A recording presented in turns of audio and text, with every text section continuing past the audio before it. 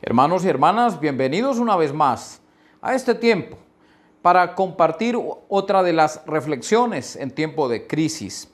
Hoy quiero compartir con ustedes un pasaje que me parece muy interesante del Nuevo Testamento, específicamente en Marcos, el capítulo 7, los versículos 31 al 37. Dice así: al salir de nuevo de los territorios de Tiro, fue por Sidón al mar de Galilea, atravesando el territorio de Decápolis.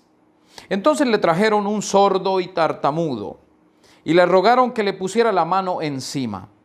Y tomándolo aparte de la multitud, metió los dedos en sus orejas, escupió y tocó su lengua. Luego, mirando al cielo, suspiró y le dijo: Efata, es decir, sea abierto. Y de inmediato fueron abiertos sus oídos y desatada la ligadura de su lengua, y hablaba bien. Oír y hablar. Así he titulado a esta breve reflexión, porque estamos hablando de alguien que quiere precisamente eso, oír y hablar. Y podemos ver en este pasaje brevemente la condición del hombre. Había un hombre que era sordo y tartamudo. Eso quiere decir que no había nacido sordo, porque hubiera sido sordomudo. Si está mencionando la palabra que era un sordo y tartamudo, era que en algún tiempo, en algún momento de su vida, perdió la audición o progresivamente fue perdiendo la audición.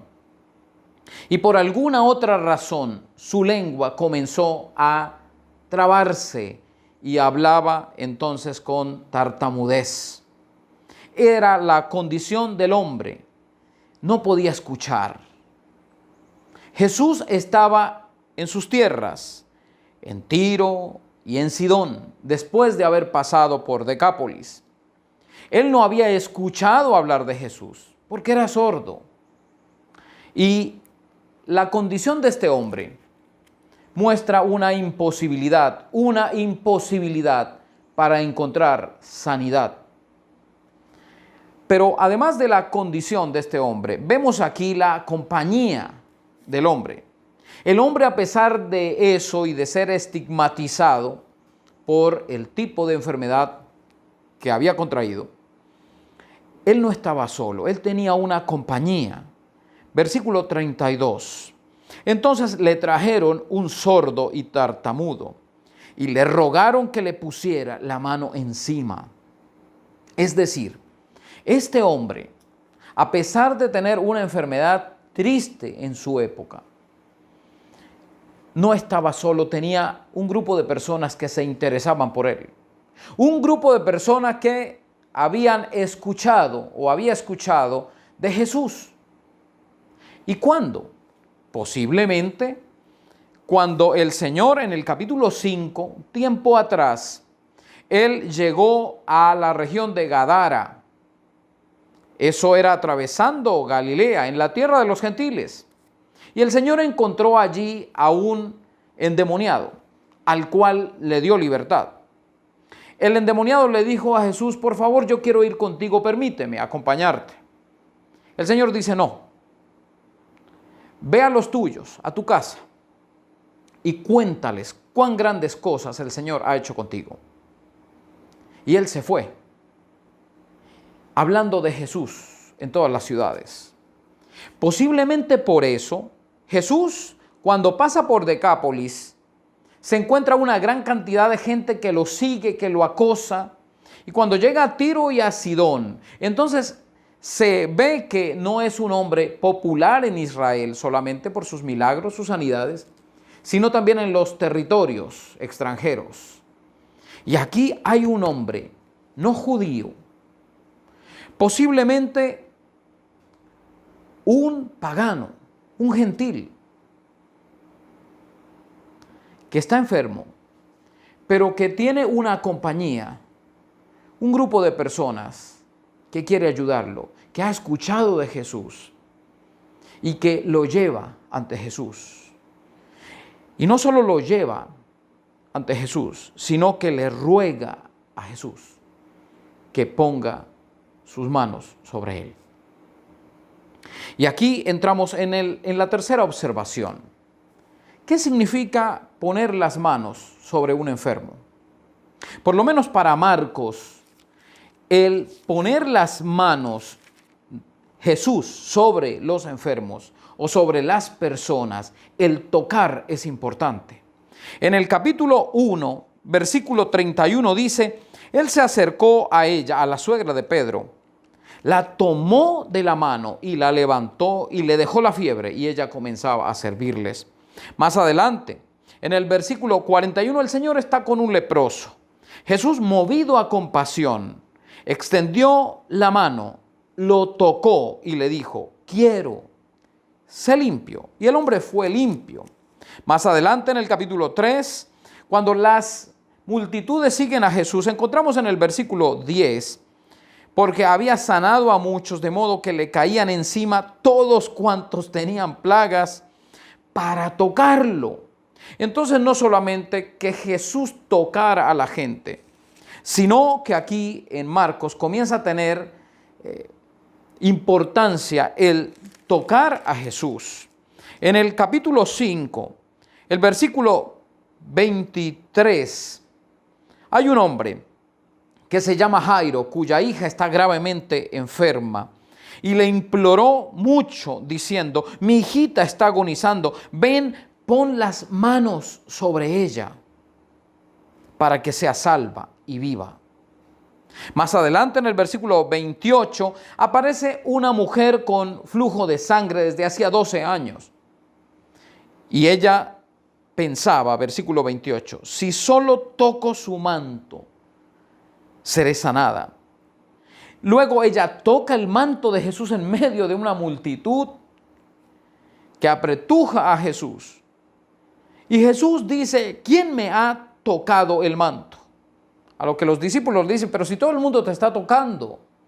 Pero el Señor preguntaba esto, ¿quién me tocó? Porque él sintió que había salido poder de él. Más adelante va a la casa de Jairo, donde ya la niña está muerta. Y dice el versículo 41, tomó la mano de la niña y le dijo, Talita Cumi, que traducido es niña, levántate. Más adelante, en el capítulo 6, versículo 2, dice la segunda parte, ¿de dónde le vienen a estas cosas? ¿Qué sabiduría es esta que le ha sido dada? ¿Cuántas obras poderosas son hechas por sus manos? Y aquí, una vez más, las manos de Jesús que tocan y que sanan se hacen importantes. Versículo 5, y no pudo allí hacer ningún hecho portentoso o poderoso, sino que sanó a unos pocos enfermos, poniendo sobre ellos las manos. Más adelante en el capítulo 6, versículo 21, dice que estaba una multitud, más de 5,000 personas, y él tomó los 5 panes y los 2 pescados, y alzando los ojos al cielo, bendijo y los partió. Más adelante en el versículo 56, la segunda parte dice, y le rogaban que solo pudieran tocar el borde de su manto, y todos los que lo tocaban quedaban sanos. Entonces, una vez más, esto de tocar a Jesús o que Jesús toque a la gente, añade algo a su obra sanadora. En este caso, vemos a un hombre a quien el Señor toca porque se lo piden. Han visto que Jesús toca y son sanos. Y le rogaron que le pusiera la mano encima. Y tomándolo aparte de la multitud, metió los dedos en sus orejas. Luego escupió y tocó su lengua. Tocó. La pregunta, ¿por qué Jesús simplemente no dijo como en muchas otras ocasiones, sé sano, recibe la sanidad? Algunos sugieren que el capítulo 3 muestra cómo Jesús hace milagros con su palabra echa fuera demonios con su palabra y a continuación le dicen, este está endemoniado, este está haciendo milagros por el poder de Belcebú. Es decir, los hechiceros o los que practicaban brujería en ese tiempo, ellos daban palabras mágicas y hacían cosas antes de acercarse a las personas que estaban enfermas y hacían la obra. Pero tal vez el Señor Jesús, en un intento por mostrar que Él no era un hechicero, por demostrar que Él estaba utilizando los medios naturales para sanar, el Señor entonces toca, examina como un médico a su paciente. Y no solo esto, sino que también utiliza su saliva y toca la lengua y desata. Y el mismo Galeno, el médico respetado en tiempos antiguos, él mismo dijo que la saliva tenía poderes curativos, principalmente si se trataba de los ojos. El Señor lo que está haciendo aquí, podríamos decirlo, si esto es así, el Señor está utilizando los recursos naturales, remedios naturales para obrar sanidad. No es la saliva de Jesús la que sana, es Jesús. No es el tocar lo que sana, es su poder con su palabra. Porque Él, a pesar o además de tocar, Él dice, Él habla y la gente se sana. No sabemos qué pasó antes con este hombre. Algunos sugieren que había estado endemoniado o había sido atacado con hechicería, porque dice que tenía la lengua enredada. Y dice el versículo 35, y de inmediato fueron abiertos sus oídos y desatada la ligadura de su lengua. Tal vez por eso se dice que había sido producto de una obra de hechicería. Sea como fuere, si era una enfermedad natural o era algo producido o provocado por alguna hechicería, el Señor Jesús toca, utiliza sus dedos, utiliza su saliva y trae sanidad a este hombre. Y ahí vemos la sanidad, cómo el Señor obra. Pero también vamos a ver cuál es el resultado de esta obra. Los versículos 35 al 37. Y de inmediato fueron abiertos sus oídos y desatada la ligadura de su lengua, y hablaba bien. Él les mandó que no dijeran a nadie, pero cuanto más les mandaba, tanto más lo proclamaban. Se maravillaban sin medida diciendo, todo lo ha hecho bien, aún a los sordos hace oír y a los mudos hace hablar. Y esto es contradictorio. ¿Por qué digo contradictorio? Porque esto no está ocurriendo en Israel. Esto está ocurriendo en el país de los gentiles, en territorio gentil. ¿Y por qué decimos esto?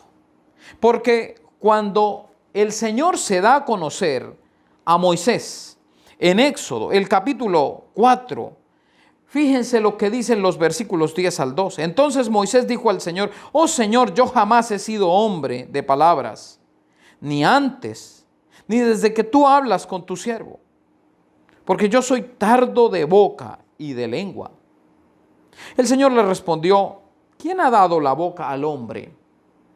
¿Quién hace al mudo y al sordo, al que ve con claridad y al que no puede ver? Ahora pues ve, y yo estaré con tu boca y te enseñaré lo que has de decir. Pareciera que esto fuera un eco a lo que ocurrió con Moisés. Solo que no está ocurriendo en Israel, sino en Tiro y en Sidón, en el lugar de los extranjeros. Lo que está haciendo Jesús es completamente absurdo para el judío de su época. ¿Por qué se va al lugar de los extranjeros a mostrar quién es Él? ¿Por qué no lo hace aquí en casa? ¿Por qué no lo hace con su pueblo? Sino que decide ir al lugar de los extranjeros y hacer sus señales. Los israelitas, ellos sabían, el pueblo judío sabía lo que el Señor había prometido en Isaías capítulo 35. Fíjese lo que dicen los versículos 3 al 5. Fortalezcan las manos de los débiles, afirmen las rodillas vacilantes. Digan a los de corazón apocado, fortalezcanse, no teman. He aquí que su Dios viene con venganza y retribución divina. Él mismo vendrá y los salvará. Entonces serán abiertos los ojos de los ciegos y los oídos de los sordos se destaparán.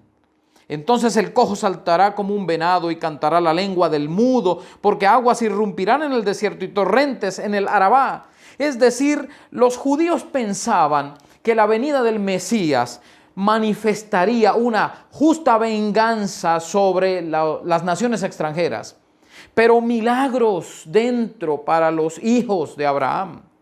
Pero aquí lo que está haciendo el Señor es como se muestra en el capítulo 7, en la primera parte, los versículos 1 al 23, es a los religiosos de Israel, a los hombres que conocían el Antiguo Testamento, que conocían las Escrituras y son los enemigos de Jesús. Y aquí vemos también que quienes le exaltan, quienes ven a los ciegos, ver a los sordos oír y a los mudos hablar, son esos perros, esos extranjeros que no merecen misericordia. Y el mensaje es una bofetada enorme al pueblo de Israel. El pueblo que debería recibir a su Mesías lo rechaza. Y el pueblo enemigo, los extranjeros, son los que están alabando al Señor. Lo irónico es que dice el versículo 37, se maravillaban sin medida, diciendo, todo lo ha hecho bien. Aún a los sordos hace oír y a los mudos hablar. Los extranjeros son los que están haciendo eco de Génesis, capítulo 1, cuando el Señor crea y dice que lo había hecho todo bueno en gran manera. Y ahora están citando, tal vez sin saber, el cumplimiento de la profecía de Isaías 35. Cuando los extranjeros y cuando los paganos alaban al Señor. Pero a la vez eso pasa cuando el pueblo de Dios se queda callado y no habla y no alaba. ¿Quiénes son los que llevan al sordo y tartamudo ante Jesús? No son ni siquiera los discípulos de Jesús. No son los judíos. Son los mismos paganos. Los que ven en Jesús lo que su propio pueblo no ve. Y los que aclaman a Jesús como su propio pueblo no aclama. La enorme ironía. Y hermanos, estamos en tiempos de crisis. Y no es momento de callar. Es necesario oír. Y es necesario hablar.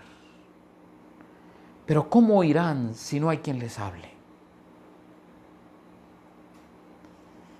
Y hoy, en medio de la pandemia, el Señor, a través de esta historia sencilla pero hermosa, nos recuerda la necesidad que tenemos nosotros como discípulos de Cristo de llevar al que no oye, al que no habla ante Jesús. De hablar y de alabar los hechos portentosos del Señor. Y es este el tiempo oportuno, queridos hermanos y hermanas, para que su pueblo, el pueblo de Dios, se levante. Y de una u otra manera, utilizando las redes sociales, proclamen las maravillas del Señor. Usted tiene su celular, tiene su computador, usted tiene su tablet. Usted puede perder el tiempo con ellos.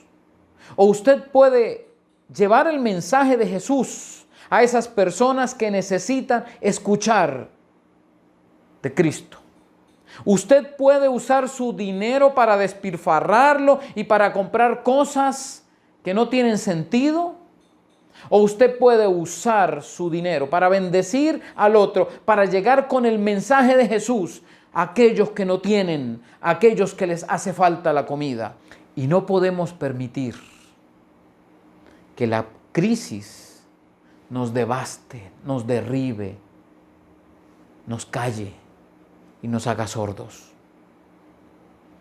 Quiero, para terminar, decir que hoy muchos cristianos están ya aburriéndose de asistir a los cultos virtuales. Muchas iglesias tienen cada vez menos espectadores.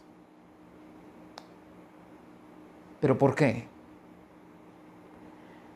Porque nos dejamos guiar por los distractores, por el sueño, por la pereza,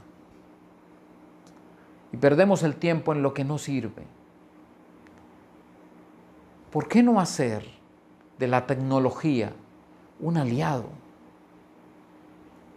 para compartir las buenas nuevas de Jesús? Para que muchos que no escuchan puedan oír el mensaje del Evangelio. Y para que aquellos que no hablan puedan hablar de Cristo y exaltarlo a Él. Usted puede usar sus recursos para bendecir a una o a muchas familias. Si no tiene, pídale al Señor. Dame la oportunidad, Señor, de hablar del Evangelio a través de la comida, llevando no solo el mensaje, enviando a través de un domiciliario, un mercado, con una Biblia, con un Nuevo Testamento, que le diga que eso, lo que está recibiendo, está vinculado a la fe, que es una respuesta del Evangelio de Jesucristo. Sea usted uno de esos que llevan a Cristo a los necesitados. ¿Es usted un seguidor de Cristo? Espero que no sea un religioso más, sino que su boca exalte a Cristo y su vida hable de Él. Gracias te damos, Padre de los cielos, por tu palabra preciosísima que nos habla. Señor, no es tiempo de callar. Si tu pueblo se queda callado en estos tiempos de crisis, tú te manifestarás a los que no te conocen de otras formas. Pero Señor, te pido que nos uses a nosotros, que uses nuestra boca y nuestras manos y nuestros recursos para dar a conocer a Jesús a tantos que no te conocen. Y gracias, Señor, porque enviaste a tu Hijo unigénito y porque Él vino a tocar, a ensuciarse las manos con nuestra miseria, por amor, que pudo tocar y ser tocado, que fue encontrado y pudo venir a encontrarnos. Y gracias, Señor, porque tenemos fácil acceso al Evangelio. Y porque la encarnación de Cristo nos habla también de la necesidad que tenemos de salir y tocar a las personas, incluso sin nuestras manos, a través de lo que les enviamos, a través de lo que les escribimos, a través del buen uso de las redes sociales. Que tu palabra sea hablada, porque queremos escuchar el Evangelio y hablar de Jesucristo. Que tú, Padre Celestial, seas exaltado en nuestras vidas. Te lo pedimos en Jesucristo nuestro Señor. Amén.